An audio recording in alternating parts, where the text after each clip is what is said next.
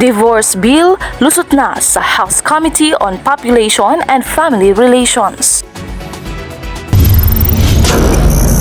Presyo ng bilihin sa merkado at pampublikong malls, alamin.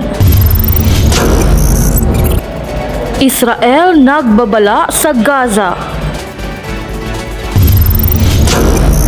Gasolina tumaas ng piso kada litro. Bagong virus dumating na sa Pilipinas. DOH nagbigay ng babala sa publiko. Magandang araw, Pilipinas. Narito na ang mga nakaalertong balita sa maghapon. Handa na nga ba ang Pilipinas pag-usapan ang demotion para sa karagdagang balita? Nakaalerto si Shirley Nasir.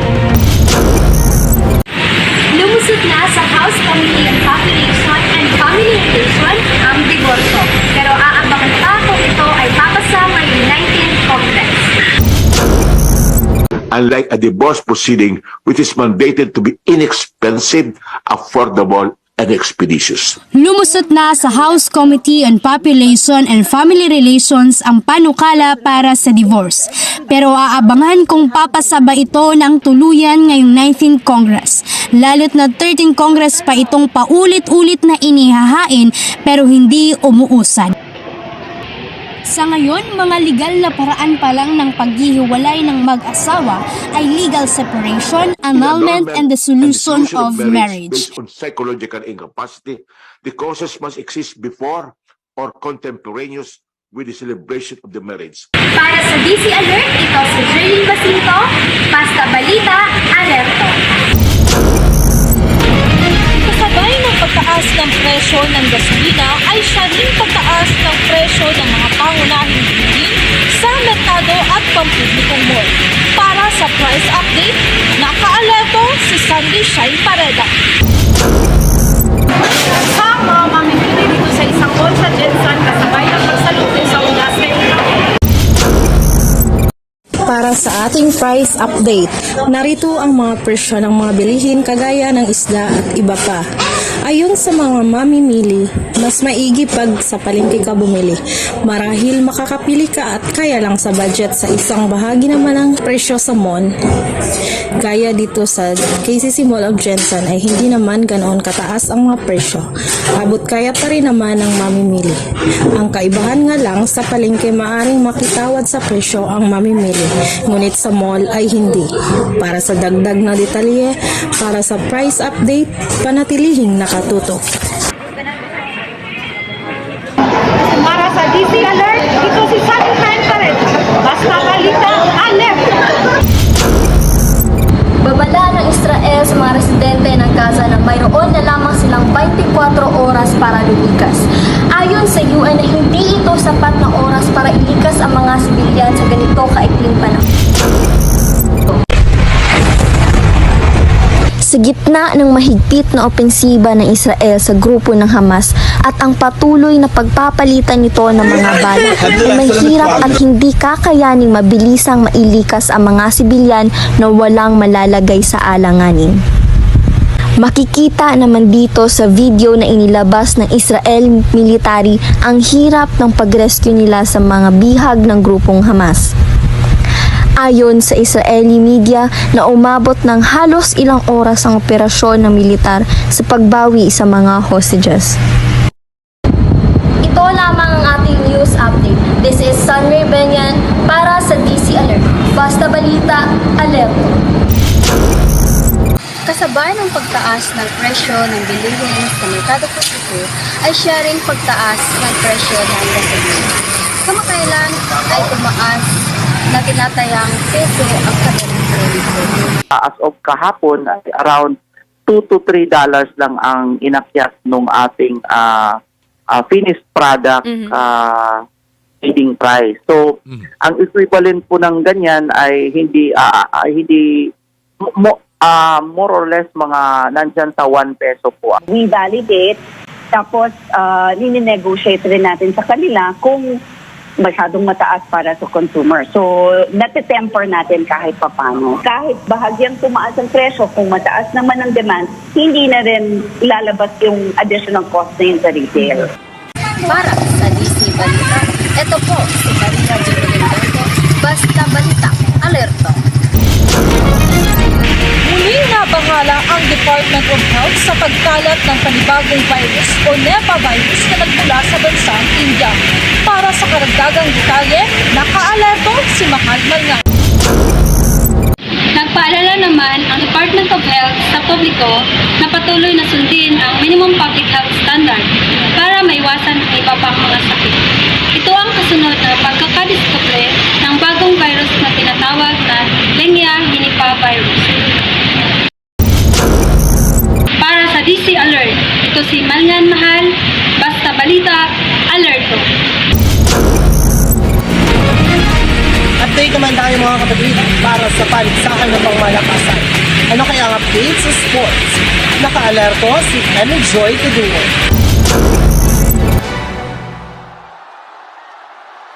Dumagundong ang buong arena sa Hangzhou, China matapos talunin ng Gilas Pilipinas ang mismong Hopes sa harap ng kanilang home ground sa semifinals ng men's basketball sa Asian Games kahapon. First quarter pa lang, dikdikan agad ang dalawang koponan, pero lumamang ang China 19-17. Pagpasok ng second quarter, humigpit ang depensa at mas uminit sa opensa ang China. Nakasampung turnover pa ang Gilas kaya namaga sa 18 points ang hinahabol ng koponan. Pagkatapos ng first half, ang final score 77-76. Sa unang pagkakataon mula noong 1990 Asian Games, nakapasok din ulit sa wakas ang Gilas Pilipinas sa finals.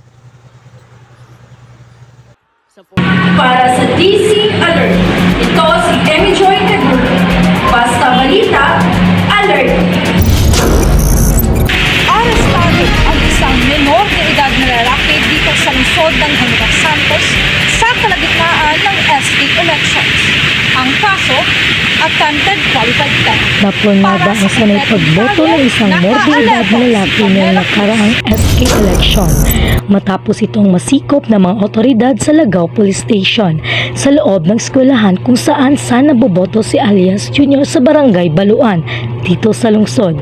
Sa video na pinakita ng presinto, hinahanap ni Alias Jr. ang kanyang pangalan sa voters list ng SK nang biglang may nilabas ng warrant of arrest sa attempted qualified thief matapos di dumalo sa hearing.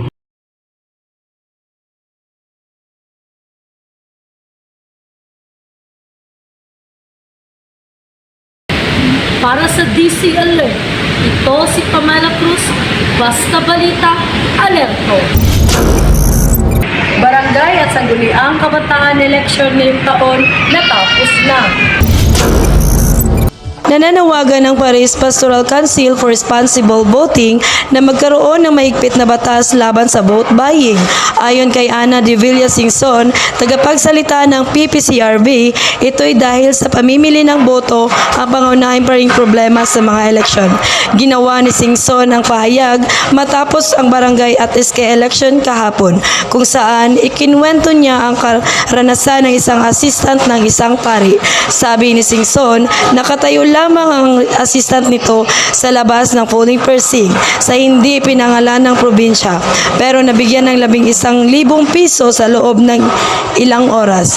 Kaya sabi ng opisyal sa PPCRB, importante na magkaroon ng batas lalo pat mahirap patunayan ang vote buying ngayon.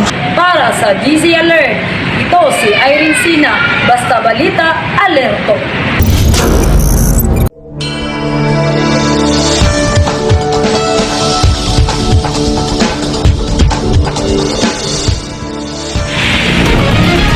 Natin ang lagay ng panahon sa araw nito.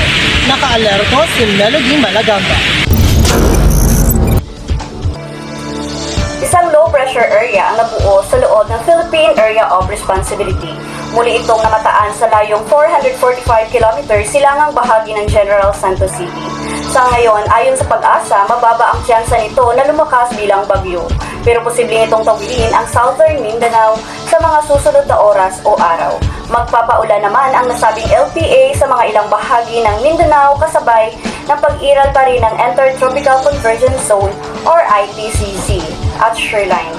Base sa datos ng Metro Weather, umaga pa lang bukas ay may ulan na sa halos buong Mindanao. Magpapatuloy po yan sa hapon kung saan may matitinding pag-ulan sa Soc-Sargen at ibang bahagi ng Davao Region. Para sa DC Alerto, ito si Melody Malagamba, Basta Balita, Alerto.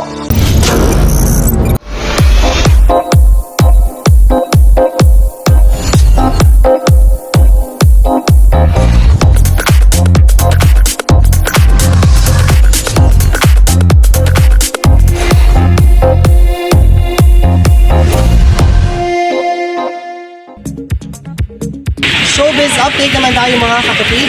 Kantang ere ni JK Nabajo, number 1 sa Spotify. Naka-alerto si Julian Bacco. Tayo'y lumipad at ako'y iniwan mo sa ere. Hello, Kadisi Alert! Another milestone ang nasungkit ni Senior High star Juan Carlos Labajo. Pasok lang lamang ang kanyang kantang Ere sa Top Song Global Chart ng Spotify. Pasok sa 177 spot ang Top Song Ere with 1.22 million streams. History ito dahil ito ang first ever original Pinoy music o OPM na nakapasok sa prestiyosong chart worldwide. Last August lang nirelease ni JK ang kanta. Naging guest sa concert tour ni Lucas Graham sa Pinas si JK at sinabayang kumanta ng Ere ang dalawa.